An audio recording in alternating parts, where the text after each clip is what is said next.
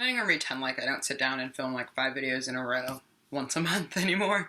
Yep, my hair is gonna be the same for like all of my videos for July. Anyhow, hello. I am here today with my favorite books of 2016 so far. I only picked 6 books for this. Looking through the books that I've read a lot of really good books, but not a lot like of favorite, awesome standout books.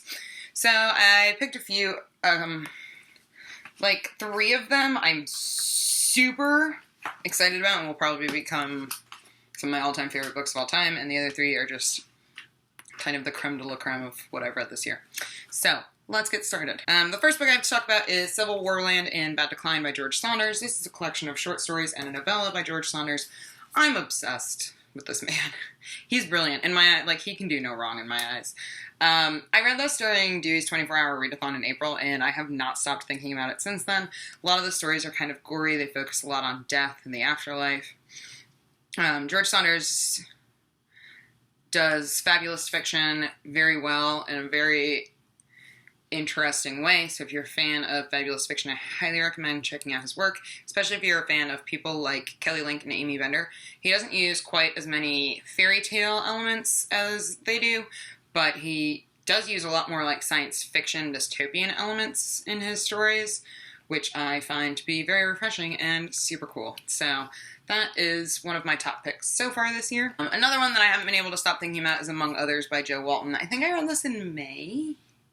I don't remember, but I read it relatively recently, and this is the story of a young girl whose mother is a witch, and she can see fairies. So again, it won the Hugo and the Nebula Awards. It's a very strange bit of low fantasy, really, and the protagonist is sent away to a boarding school, and it's kind of a coming-of-age tale about her growing up and figuring out kind of the history of her family and what she is seeing in her life and who she wants to be.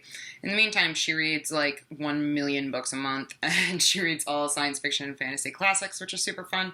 So I really enjoyed this. I thought that the writing was absolutely stunning, and it's one of those books that you want to like live inside.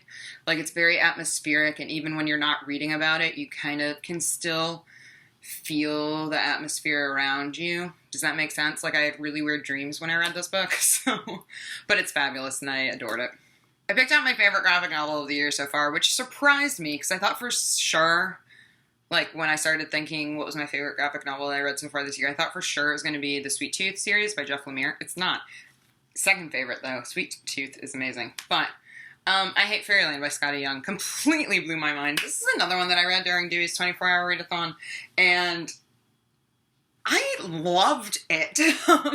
It's just like this violent kind of take on the typical Fairyland story. Like, everything's blowing up, and it's just mad chaos, and the protagonist is this grumpy old woman stuck in a child's body, stuck in this magical land that she hates, and it was so funny and so good. So, also the art's like incredible. And I know I haven't done a comics wrap up in a really long time, but I'm going to soon, and I'll talk about this more then. But I love this. I cannot wait to read more of it. Then we have like my top 3 so far of the year. The first one's Arcadia by Ian Pears. I recently read this in May as well, so I talk about it a little bit more in my May wrap up. But this is the story of a variety of characters and this like series of interlocking worlds, and it's kind of got a lot of intertextuality to it. So if you've read His Dark Materials, Alice in Wonderland, there's some Shakespeare, some Chronicle of Narnia stuff going on, like all kinds of little nods to other works, which, by the way, because some people have asked me about this when I talked about this book, you do not need to have read or be familiar with any of that to love this book. Because, like, I'm not super in love with His Dark Materials. I know. Kill me now. But that didn't matter, and I'm sure I didn't pick up on all of the references, but I just really love the characters. And again, this was another book that I wanted to, like, crawl into, and when I wasn't reading it, I still felt like I was reading it. I don't know. Does anyone else know the feeling that I'm talking about, or am I absolutely insane? You know what I mean? Like, you're not reading the book, but you're, like, walking around kind of in this daze where you're still, like, halfway in the book. but not. Does that make sense at all to anyone? Anyway, when that happens to me, I know it's a damn good book. So there's that. The next one I have is a poetry collection. This is Head Off and Split by Nikki Finney. I have a full review of this that you can definitely check out. I'll link it down below. Absolutely amazing, amazing collection by Nikki Finney. It won the National Book Award. I loved it to pieces, and I highly recommend it.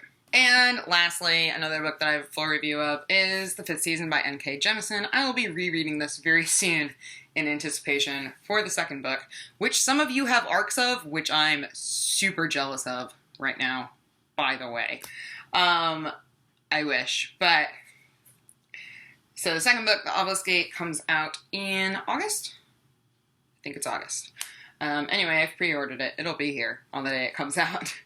But this, again, I have a full review of. It's the story of 3 different female characters, and they live in this world where very frequent and very terrifying natural disasters occur, at which point whole communities go into what is called a season, and that just basically means that the whole order of the world is going to change.